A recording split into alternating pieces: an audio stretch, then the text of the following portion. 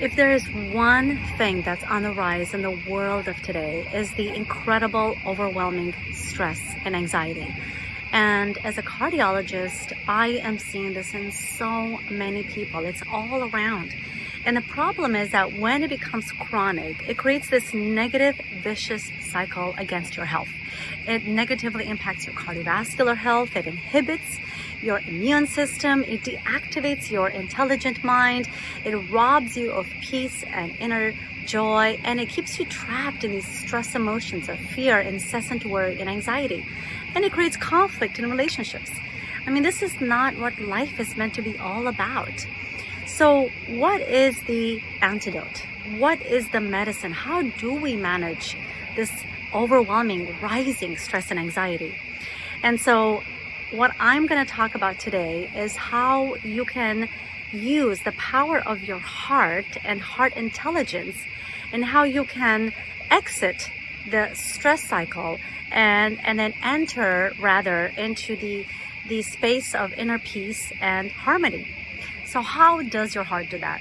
But before I share that, I want to talk a little bit about four things that are so important about enhancing awareness about stress. And you probably know this, but I want to emphasize some important points that maybe are a little bit more subtle, that are really important. So the first one is, let's just acknowledge that it's not easy. Let's acknowledge that it's really tough. You know, whether that stress is coming from your relationship with a loved one, or with your boss, or the pressure that you have from work, or maybe it's a deadline, or whatever situation or circumstance or illness, you know, it's hard, it's tough. And the thing that I want to say here is the importance of shifting from why is this happening to me? Like that focus on why is it happening in the first place, and shifting that into how can I best respond to what's happening? How can I best respond? Because a lot of times when you get stuck in the weeds and you get stuck into why it's happening to me, it actually just makes it worse. It gets even more vicious, and it gets you even deeper and entrenched into stress. But when you can shift the framing then and the perspective into what can I do, now it's more empowering. Now you have more control over it, and you can actually work on that in a much more powerful way. Okay, the second thing that I want to point out about stress, and it is so important, but I want to emphasize that chronic stress is anti-health. I mean, 90% of the doctor visits, if you actually dig deep, it's coming and invoked by stress. Stress creates imbalance, inflammation, and incoherence in the body. It sabotages your physical health, your emotional health, and your mental health. I mean, cardiovascular wise, I see this all the time. It negatively impacts you. It gets your blood pressure up, your heart is racing, puts you at risk for heart failure and heart disease. And healing, you know, your immune system, there's no time for immune system when your body is in a state of survival and war. So that's why it's really hard to heal and get well and be stressed at the same time. Okay, your memory cells, your mind, your memory cells actually in the hippocampus atrophy. Why people have memory issues and they can't think straight. Your smart brain, MRI studies have shown that your smart frontal cortex actually gets deactivated. Why? It's hard to think clearly and to see what's happening. And then your amygdala, which is the hindbrain over here, which is your reactive and impulsive brain, that's the one that gets activated. Why? It's so easily for you to get triggered and get trapped in these emotions of fear, negative, worry, incessant anxiety. Okay, so that's what's happening. That's what's happening when stress is there. It's anti-health. It sabotages you. And then another big problem that is so important to tease out and really, really get is that when you're in a state of stress, what's happening is that you, and I mean the real you, the true conscious you, is no longer in charge. When you're in a state of stress, the part of you that is in charge is the reactive you, which is based on the nervous system, which is fight or flight or freeze. And that's the part of you that's in charge. It's the fear, it's the worry, it's the amygdala, it's your nervous system. It's not who you really are. And so when you're choosing, deciding, and acting from that place, which is your nervous system, which is your reactivity, which is what stress does to you, you're no longer in charge. And now you're making all these decisions that are taking you away from your true authentic path. Why it's so easy for people to, go to eating or drinking or make these choices or lash out or say certain things and you regret after. Because that's what happens. That's what stress does to you. So we want to shift into how can we move away from reactivity into, instead of reactive, to be reflective. Instead of reflexive, to start taking a heart pause and really connecting to the true, authentic, empowered, expanded you and make the decisions from that place. And the fourth point that I want to make that is so important is that, the last point is that stress distorts your reality.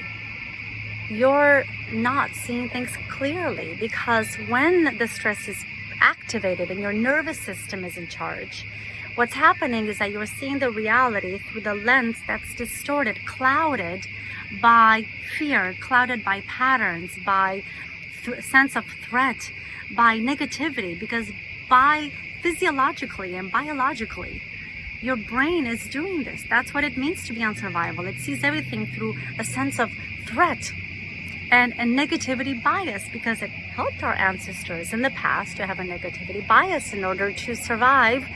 But it's not really helping us, our inner peace, our harmony, our relationships, our health, to be in this negativity bias. So it's really important to be aware that the reality is not really what it is when you're seeing it through the lens of stress, because it's distorted. Okay, so now that I've said all these key points, what is the antidote?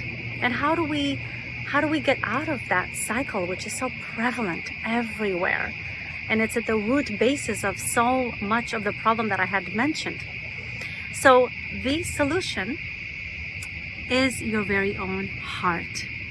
Your heart. And I can say this as a cardiologist, having more than 15 years and 1 foot in the cardiology and science and realm, and having my experience in the consciousness and spirituality realm. I can tell you that it is in your heart. It's in the intelligence of your heart. So how does that work?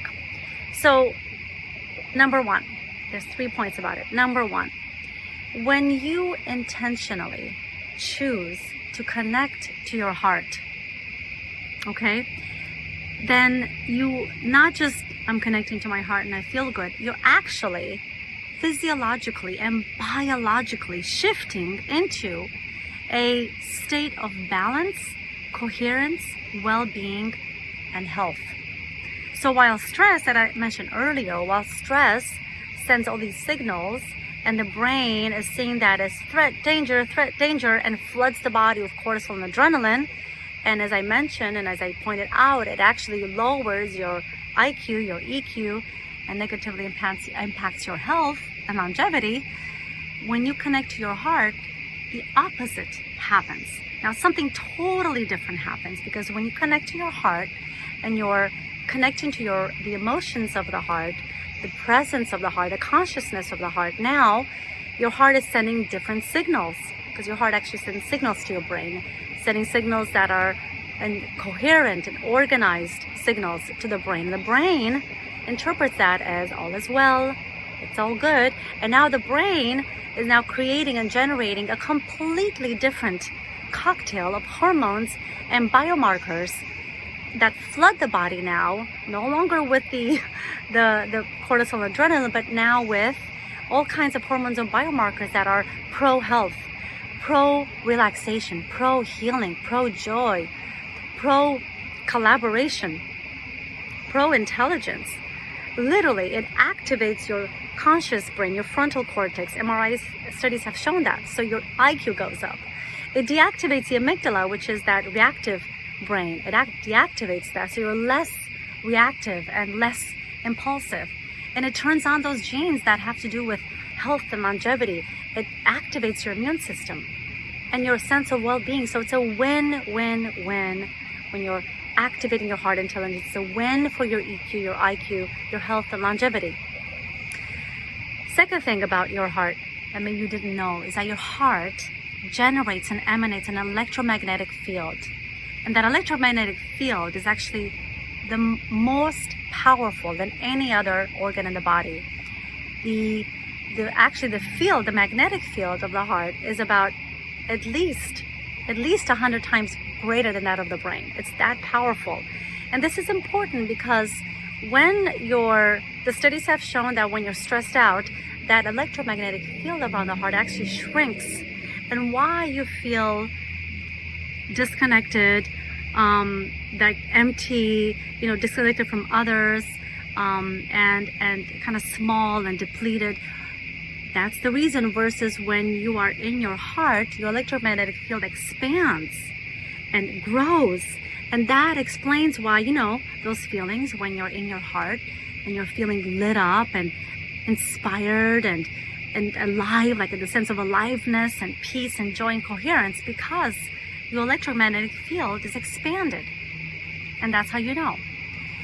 That's a lot of times in meditations. And the third thing that is important about your heart in relationship to all this is that when you connect to your heart, now what's happening is that your nervous system is no longer in charge. Now when you're connecting to your heart, you're putting the real you, the true you, the conscious, expanded, and empowered leader you in the driver's seat of your life, rather than reacting, which only takes you away, which is not who you really are. Now you are pausing, connecting to your heart, and heart acting rather than reacting.